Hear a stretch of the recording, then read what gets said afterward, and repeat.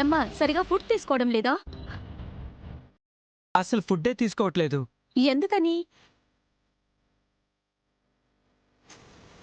ఈవిడ గారి పెళ్లి కోసమని అత్తయ్య గారు ఉపవాస దీక్ష చేస్తున్నారు.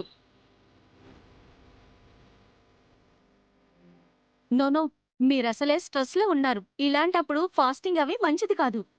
అలా చెప్పండి డాక్టర్. మేమెంత చెప్పినా మా అమ్మ వినట్లేదు. అయినా దీక్షలు ఉపవాసాలు చేస్తే పెళ్ళిళ్ళు అవుతాయేంటి?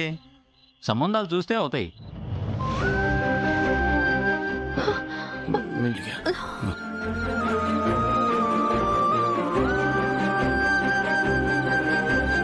తులసికి మంచి సంబంధం రావాలని నేను దీక్ష చేస్తున్నాను. దయచేసి అది ఆపండి, లేదంటే మీ కండిషన్ ఇంకా క్రిటికల్ అవుతుంది. నాకు ఏమైనా పర్వాలేదు డాక్టర్. నా కూతురికి పెళ్లి జరగాలి. అంటే దీనికోసం నువ్వు చస్తావా ఏంటి? చూస్తుంటే అలాగే ఉంది. మీకేమైనా అయితే ఇంట్లో జరిగేది పెళ్లి కాదు, తద్దినం.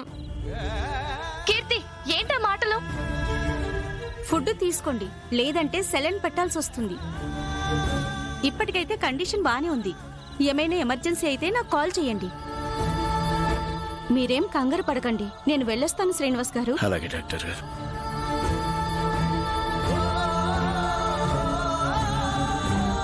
దీనికున్న దోషం కారణంగా ఆల్రెడీ 2 పోయారు. ఇంకొకరు పోవాలా? ఏయ్, లేకపోతే ఏంటన్నా? ఇవన్నీ అంటే మేము బయట వాళ్ళమని మాట్లాడతారు, వాళ్ళకి మీకు తేడా ఏంటి అని అంటారు. ఇప్పుడు కన్నతల్లి చావుకు సిద్ధపడుతుంటే కళ్ళప్పగించి చూస్తోంది. విన్నావా అమ్మా? అనే మాటలు విన్నావా? ఎందుకే నేను ఏ పెళ్లి వద్దు అంటున్నాను, నువ్వు దీక్ష చేయొద్దు అంటున్నాను. నీకేమైనా అయితే మేమంతా ఏమైపోవాలి?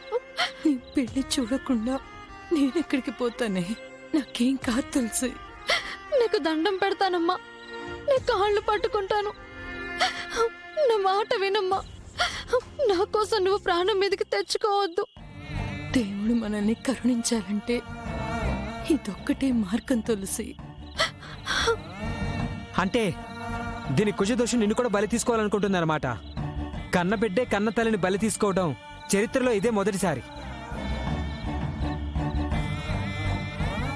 అయినా దానికోసం అంతలా పాకులాడతా వింటమ్మా. అదొక్కతే కూతురా నీకు?